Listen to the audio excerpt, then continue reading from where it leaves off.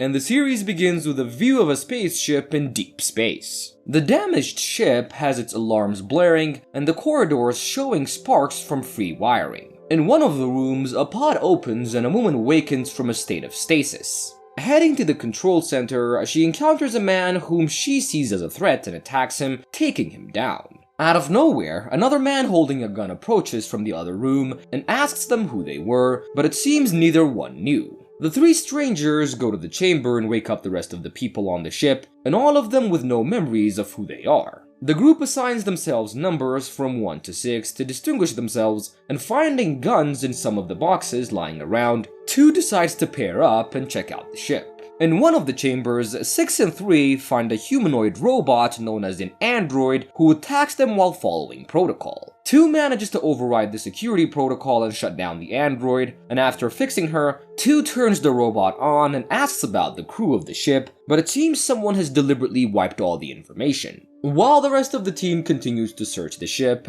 2 has the robot do a thorough analysis of the ship and begin repairing the damaged security systems. While doing so, the android notes that there were 2 ships headed their way and that they launched missiles against them. In an attempt to protect the crew and the ship, 2 gives the android full control to execute all the necessary measures to help them escape the attack. During the maneuver, 5 is hurt and falls unconscious, and once things calm down, they check if 5 was okay, and the android informs the crew that she has been able to retrieve information about the ship's original destination and configured their journey there. When they arrive at the orbit of the planet, the 4 men, including the android, take the extension ship and head down. As soon as they leave the ship, the group is encircled by the armed inhabitants and asks questions about who sent them. After one manages to calm everybody down, the group sits with the leaders of the settlement, who tell them they can resupply with anything that they need, but should leave soon because they were expecting trouble. Big corporations had discovered a large mineable asteroid near the planet and were trying to get rid of the colony to house their workers. While they're carrying some supplies back to the ship, the leader of the colony explains that they were expecting weapons any day now, which makes one realize that the cargo full of guns was meant for these people. The crew gathers to discuss what they should do with the cargo, and finally vote to send the settlers half of the guns that they brought, but before they can depart, the android tells them that she's managed to recover a sizable amount of information on the crew. As she reveals who they are, they find out that they're dangerous criminals hired to wipe out the colony. The crew is shocked by the sudden revelation and refuses to be identified by what the computer screen says. The android finds 5 sitting alone and senses fear in her, and 5 confesses that she was scared because she was the only one who was not on the list and didn't know where she belonged. In a different part of the ship, 1 speaks to 2 about doing more than just giving them the weapons, but staying and fighting. 1 refuses to risk her life for crimes that she doesn't even remember committing and orders him to return as soon as they deliver the shipment. 1 and the other man return to the colony and provide them with half of the cargo that they were carrying, and up in the mothership, 2 and 5 are notified by the android that the corporation's destroyer ship has entered the planet's orbit. 2 attempts to contact her crew, but they were distracted by drinks offered by the settlement as a show of gratitude. Suddenly, the people are notified about the impending attack, forcing the mercenaries to join their cause and fight with them, and while they manage to kill most of the soldiers sent by the corporation, the mothership receives a visitor from the commander of the destroyer. Speaking privately, the commander offers to give 2 a large bonus if she turns around and leaves, abandoning her crew on the planet. Although 1 wants to stay and help the community, the rest of the crew insist that they return to their ship, lest they encounter more of the corporation. And when they get there, they're shocked to find that the Raza, their mothership, was gone. Returning to the colony, 4 takes it upon himself to extract information about the next attack from the soldier that they captured, and he finds out the plan was to target the reactor, which would create a blast that could wipe out the entire settlement. Unsure about their chances, 6 decides to take their ship and attack the main destroyer shuttle, but before he can take off, he's intercepted by 2 of the scared colony men who had freed the prisoner who'd given them a false sense of hope of safety if they did so. Before they knew it, the settlement was swarmed by the corporation soldiers sent to detonate the reactor, and a fight ensues. Attempting to save her friends, 2 makes a deal with the MEK Combine, making sure that any attack by the corporation would mean a violation of the Galactic Charter. Not having any choices, the commander is forced to pull back his soldiers, and once the crew returns to the Raza, 2 explains the events that took place after they left, and the deal that she gotten for the miners. 2 explains that there was a place that they could resupply and refuel, that they could reach within a few days, and she then lets them go about their day. A couple of days later, the crew is a few hours from their destination and is gathered around to have breakfast. 3 brings up the idea of selling the ship and splitting up when they arrive at the planet, but none of the other crew members agree. Aboard 5 tries to engage the crew members, but they all seem busy with their activity, so she decides to get inside the locked room using the vents. Dropping down and looking around, she has the shock of her life when she sees the dead body of a child. After informing the rest of the crew, the android does a scan of the body and finds out that it was a kid in his mid-teens who was killed by a shot to the kidney, which caused him to bleed out. Thinking that it would be a bad idea to board a space station with a dead body, 2 suggest that they discard the carcass and forget all about it. The implication that one of them killed the boy was still strong in the air. After everyone leaves, 5 and 6 remain with the dead boy, and in a moment of sadness, 5 reveals that she might have some of her memories. 6 immediately tells the crew and confronts 2 for not informing them as soon as she found out, and 2 explains that she wanted to be sure, and she thinks that all of their memories have been transferred to 5's subconscious. The crew concludes that someone in their crew probably wiped their memories and also killed the kid, and to make sure that everybody was telling the truth, they all use the android to check their vitals while she asks them multiple questions. While she's testing 3, she senses that the ship has been getting hit by high level of gamma rays. Offering to go out and fix the problem, the android prepares an override code for them if she fails and heads out. After fixing the sensors, the android is hit by electrical discharges and forced to power down while still outside the ship. 1, 2, 5, and 6 were adamant about saving the robot, but 3 and 4 were in a rush to escape the rays.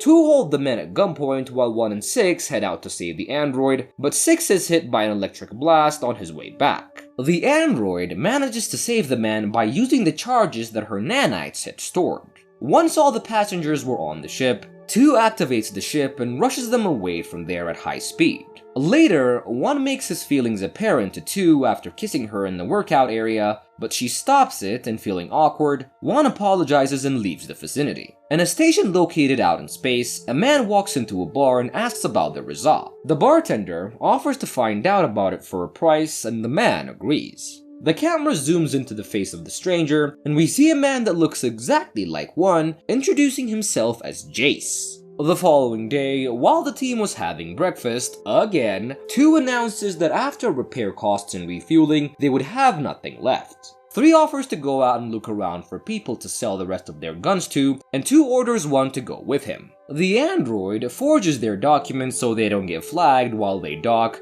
and the group sets out on their respective tasks. The 2 men head down to one of the bars and ask the bartender if he knew anyone looking to buy some merchandise, and the man agrees for a fee. A few minutes later, the bartender returns and tells them that he's found them a buyer, and getting directions, they head to the assigned meeting place, but they're ambushed by an unknown assailant while they were arguing about who the traitor on the ship is. When they awaken, they find themselves tied to a chair, unable to move.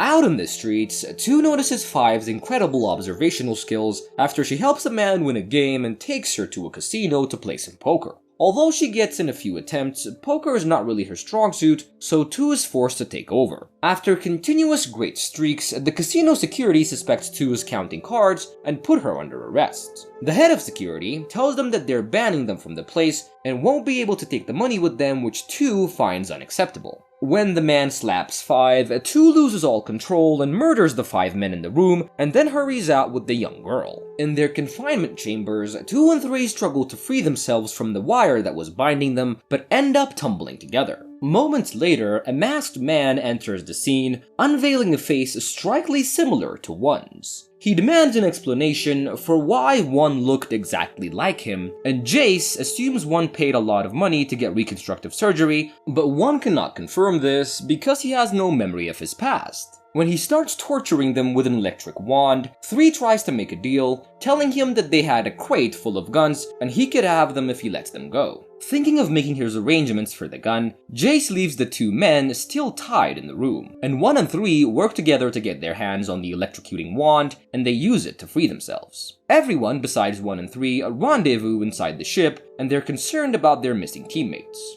2 tries to reach the men repeatedly, but is unable to get a response, and after 6 is flagged as a criminal by a doctor and 2 murdering 5 men, it was of the utmost importance for them to leave immediately. Just as the crew was about to abandon them, 1 and 3 make it aboard, telling their teammates a hoax story about how they were jumped by a dozen men when they asked about the guns. Ignoring the very unbelievable story, 2 gives the order to the android who gets them out of the station. Later, 1 goes to 3's room and asks him why he covered for him. Looking smug, 3 tells him that he wants his full support moving forward, essentially blackmailing him. Alone in his room, 4 was watching the news and is shocked to see himself as a wanted man for killing his father, the emperor of a huge territory. The next morning, the crew was gathered in the common dining area when 5 mentions the vault under the ship that 3 had been hiding from the others. When she takes them down to the vault, 2 tries to open it, but realizes that it requires an access code. Suddenly, 2 gets a call from the android, explaining that there was a man on a call for her, and when she goes up to the control center, she sees the livid Tabber on screen, who accuses her of messing up the job that he set up for her with the corporation. Angry, he tells her that he would smooth things over, but only if they do a job for him for half their normal rate, and she agrees. After getting ready for the salvaging mission, most of the crew heads over to the abandoned ship, and while 2 heads down to engineering to hook up the link, the rest of the members look around for contraband that they can steal. In the lower area, they find people who have been butchered with what seems like teeth and hands, and when they report this to 2, she was anxious and tells them to return immediately. Suddenly, 2 is attacked by what looks like a flesh-eating zombie, the same one that had murdered the men in the basement. She tries to fight him off, but he bites her on the neck just before the men come to the rescue and take it down. The android patches into their comm and lets them hear a recording that she had salvaged from the ship, which stated that the contagion was transmitted by bodily fluids. Seeing that 2 is seriously hurt, 6 takes her back to the ship to be patched up, and after closing the wound, they do a deep scan of 2's body and find that she's been infected by the virus. After 3's leadership failed them, he and 1 were trapped in one of the troubleshoots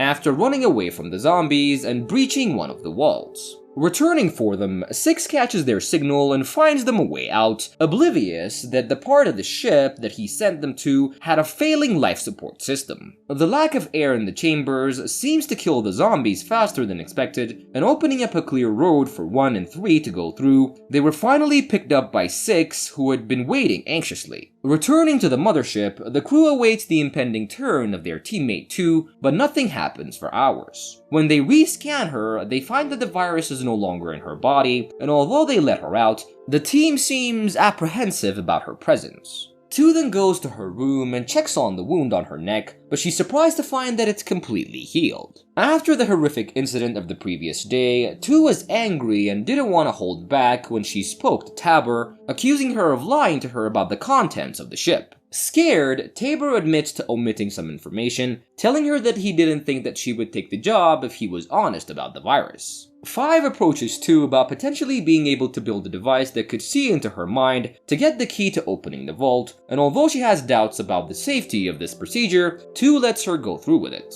Using the equipment, 5 enters a state of sleep, where she dreams about 4's past and how he had been betrayed by his stepmom, who killed his dad, the Emperor, and framed him for it. Next, she experiences her memory, remembering that the boy that they found was a friend of hers who had snuck into the ship with her after being shot. In the real world, the android informs the crew that 5 had gone too deep into the dream, which was making her brain lose touch with her body, forcing her organs to fail. The only way to get her out was to have someone go inside her head and pull her into reality, and 6 volunteers for the job, having the android sync their brainwaves together. Inside her head, 6 finds out that he's been part of a rebellion, but he'd been betrayed when he was tricked into killing thousands of people. Leaving that very horrible memory, he finds 5 who seem to be residing in one's perfect childhood. Although she didn't want to leave, 6 convinces her that things could be better in the real world and gets her out of the dream state. Once she was safe, she informs 4 about what she witnessed in her dreams about his father's death in hopes of providing him with a peace of mind, but the information seems to have worked oppositely. After the incidents of the previous day, 5 is woken up from a dream that shows her a memory of the code the crew had used to open the vault. Telling the others, the group goes down and opens the vault to find money, more weapons, and another android which is made for pleasure and entertainment, and another woman in stasis. The woman is not the android that's for pleasure, the android is just the one that's for pleasure. The woman is just a woman, yeah. And getting her out of the sleep state, they scan her body and find out that she has some sort of degenerative disease common on planets that mine ceruleum. When they wake her up, Sarah is only able to remember 3 who had been her lover on her planet and the person who had brought her aboard the ship. The new android surprises the team by making amazing food with the little rations that they had left. In the infirmary, Sarah tells 2 that she met 3 were wounded and abandoned by his crew on her planet, and she had taken him in and nursed him back to health, and eventually she fell for him. 1 is surprised by the new android after she follows him to his room and initiates a very pleasant adult encounter. As he's leaving, he turns to 2, and when she comments on his actions, he tells her that the android is not complicated, referring to their hot and cold relationship. After preparing a delicious lunch for the crew, as a distraction, the new android heads to the control center and shoots the crew's previous robot. Locking them inside the lunch quarters, she sends out a message in a man's voice, informing them that a man called Cyrus had planned this whole revenge after they killed his entire unit. Now the android was programmed to run the ship into the nearest star. Realizing that the service android was using the comms to monitor them, 2 gives 3 false instructions to use him as a distraction, while 5 figures out a way to undo whatever had been done to the ship. Climbing through the vents and into the control center, 5 manages to open the doors, trapping the crew. After fighting off and decapitating the new android, the team takes the head to 2 so she can figure out the passcode that she put on the navigation system. And just in the nick of time, 2 manages to get the code, veering the ship away from the star. The momentary disruption of power had caused a problem inside the status pod 3 had put Sarah after she collapsed on him, and he found out that she had died. Although 3 hadn't been able to remember, he felt devastated about losing Sarah. 2 surprises 1 in his room, using the excuse of a status update, and when he tries to get dressed, she grabs his hand and tells him that perhaps complicated wasn't so bad after all, and closes the door behind her. After the discovery of his past self, 6 has made it his life's mission to find the man known as the General, the rebel leader who had made him murder so many innocent people. He goes to one of the floating cities and meets with a known criminal that he had heard might be in contact with the man that he's looking for. Double-crossing him, the man tells 6 that he could do better if he brought him in, and a fight ensues where 6 ends up getting shot and bleeds out on the floor. Suddenly, the body disintegrates into ash before their eyes, which leaves them feeling very confused. 4 hours earlier from the incident, the crew was handicapped from the loss of the android and was forced to manually dock. While the rest of the crew goes to grab some food, 6 heads to a different part of the station to have his secret meeting. After 6 was shot, it's revealed that he had gone to one of the places that produce clones to send to the meeting. When he wakes up, he's informed that his clone has been terminated and they were unable to transfer its memories to him. 6 asks to be sent back in and starts the process all over again. Worried about her friend, 5 informs the group about what 6 is doing, and the group goes back to the ship to search 6's computer for information and find out his secret about how he was in a terrorist group. Trying to find out more, 1 and 4 find the transit place that he used and follow him with their clones. When the constructed clones awaken, 1's real face is shown. As the pods use DNA to construct the new bodies, his secret is revealed for 4. On his second trial, 6 manages to disarm his previous assailants and capture the leader of the group, a woman who had been playing innocent. Forcing the woman to give up the general's location, 6 manages to find him. After confronting him about the crimes that he made him commit, 6 uses explosions as a distraction and manages to kill the man, but he was disappointed when the body disintegrates, showing that it was only a clone. 1 and 4 manage to kill 6 and they return to the ship, and 1's secret becomes revealed to the whole crew and he apologizes for deceiving them. While everyone was busy, 5 had managed to fix the android and was able to bring her back online. 2 heads to the infirmary to check on the robot, confiding her trouble about the crew to her and telling her that they weren't being honest. To her surprise, the android confronts 2 and asks her why she wasn't being honest about herself. In the privacy of his room, 1 researches more about his real identity and finds out that he was the CEO of a huge company and his wife had been murdered by who the authorities believe was 3. After struggling for days with the information that he had been framed, 4 had finally contacted his brother and set an appointment. 4 leaves without telling his friends and is surprised by soldiers that his brother had sent, but manages to take them down, but finds that he was no match for his old sensei. Tying him up, the sensei starts patching up the wounds that he had caused 4 and tells him that he was disappointed to see him return as he was putting his life in danger. Finding out that 4 had abandoned them and left for revenge, the crew tracks him down and finds out that he was dropped off at an isolated mining colony. 1 has become increasingly violent toward 3 after finding out that he was the one who killed his wife. And after a fight breaks out between the 2, 1 is confronted by 2 about his actions, forcing him to reveal what he has found. 1 was adamant that 3 is an evil person,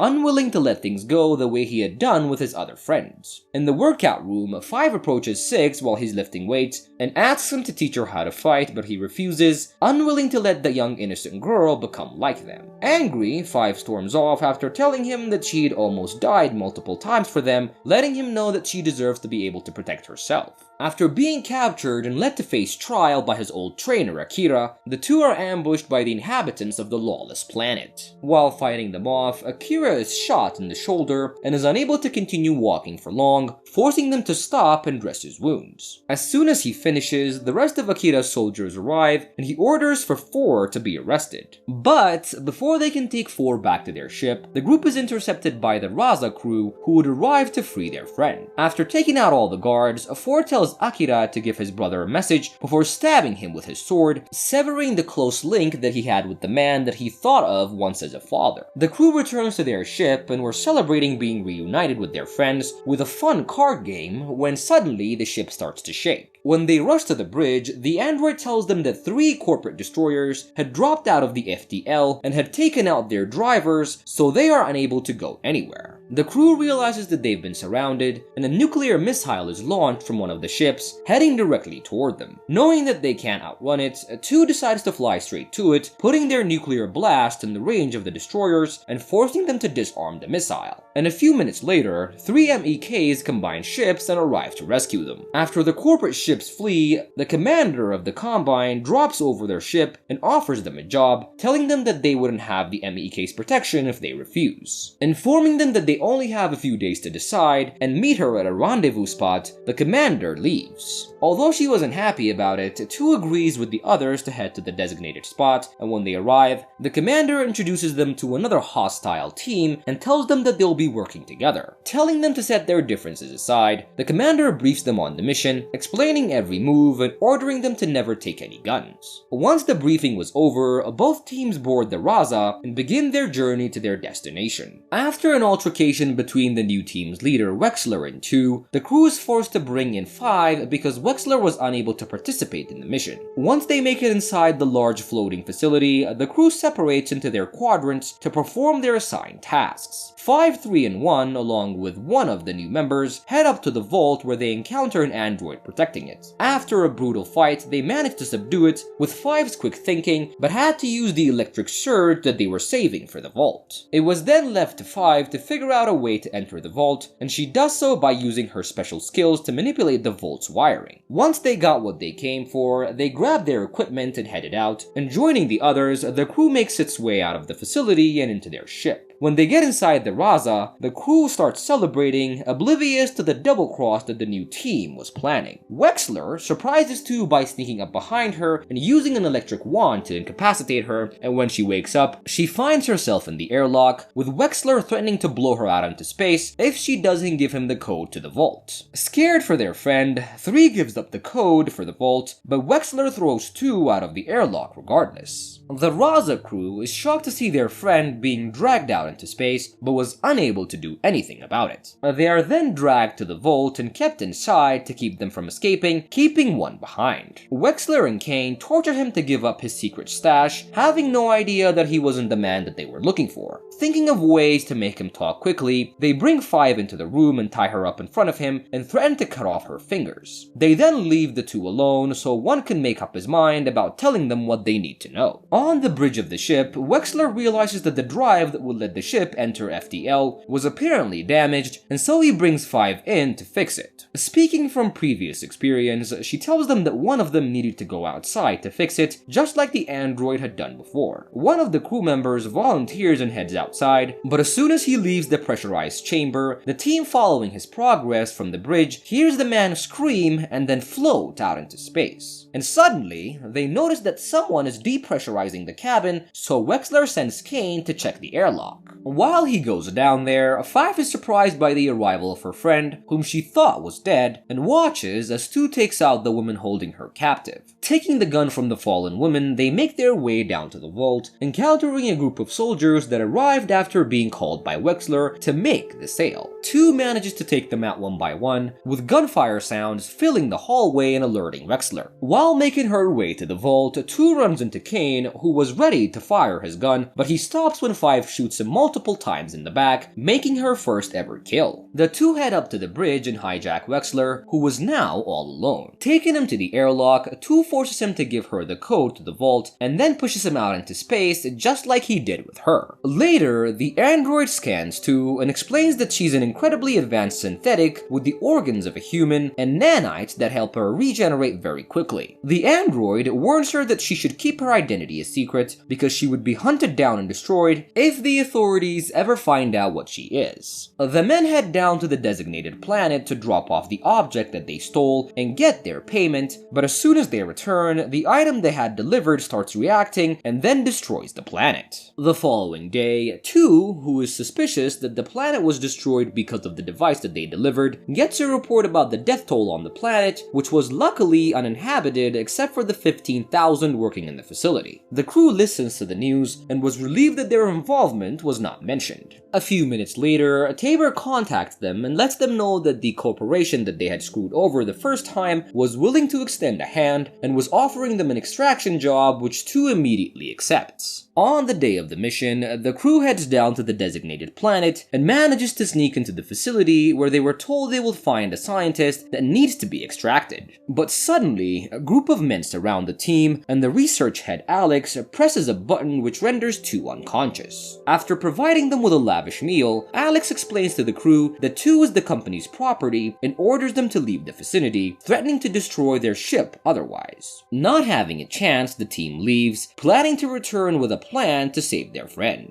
When 2 awakens, Alex informs her that the shield around the facility would keep her from reaching full strength, unwilling to risk the mayhem that she caused the last time that she escaped. She is then made to sit in a chair as doctors do different tests to check her functionality. Out in space, the Raza crew has come up with a plan using the android as a secret weapon. Returning to the planet, they distract the facility's defense system after secretly dropping the android so she can break in and save 2. Although she too is affected by the shield around the facility, the android claws tooth and nail, trying to make it to the machine, and then disarms the force field. 2, who had been on a surgical table after being deemed too troublesome to keep, grabbed the doctor's hand before he could dissect her and then murdered everybody in the room. Fighting her way out, 2 meets up with the android and together, they destroy the facility, making it safely back to their team. Later, 2 finds her crew having dinner and enjoying their time. Joining them, she thanks her friends for returning to get to her, and they all toast to having her back on the ship. Somewhere in the galaxy, Alex reports what happened with 2 to his immobilized boss, strapped to life support and only able to speak through a machine. He orders Alex to destroy her and her friends so that the knowledge of her existence is never leaked. Back on the Raza, an unidentified team member goes into the vault and grabs the electric wand. Going to the bridge, the person finds Android and immobilizes her as she hasn't been expecting the attack. After remembering a memory in her dream, 5 has found a recording device merchandise that she left under the dining room table before they all went into stasis. Taking it to her room, she hears the recording and discovers Tu speaking with someone about taking out a person on the crew. Having questions about what she heard, she goes to the bridge and finds Android incapacitated and her chip removed. After calling for help and having to arrive immediately, the two call a team meeting and decide to sweep the entire ship, assuming that there must be another person aboard the ship. Although the team looks everywhere, they're unable to find anyone aboard the ship besides each other. Having no one else to blame, the group assumes that it was one of them who'd taken down the android, but no one knows exactly who it was. 1 and 3 suspect each other of being traitors and try to rally as many members as they can onto their side. After the audio that she had heard, 5 suspects that something was wrong with 2, assuming that the facility that she had been kidnapped in had done something to her. During a crew meeting, 4 drinks what seems to be poisoned water and is incapacitated, fueling the paranoia amongst the group. Exhausted, the team retires for the night, and 6 stays with 5 because she was too scared. She lets him hear the audio that she found of 2 plotting to kill one of the men, and together they discover that it was 5 who wiped their memories, but assumed that it was accidental. While they were trying to get some sleep, 6 hears something and leaves the room to check it out, and when he was gone for too long, 5 goes after him and finds him on the floor unconscious. When she yells for help, the remaining crew members arrive and take 6 to the infirmary and discover that he had been given the same poison that 4 had taken. With paranoia rising, both 2 and 3 now start suspecting 1, but 5 is sure that it was all 2's doing. While the 3 are at a standstill, 5 joins in, her gun promptly pointed at 2, and tries to convince the men that she is the traitor. Before they are able to do anything, their ship is docked by the authorities, who were actually looking for them. The remaining crew is gassed while being trapped in one of the hallways, and a few minutes later, they're all passed out on the ground. In the end, the ship is swarmed by armed soldiers, each one sweeping the place and making sure that it was clean. And then we see the soldiers drag the incapacitated crew one by one, except for 6, who walks out with them, showing us that he was the one who betrayed his friends.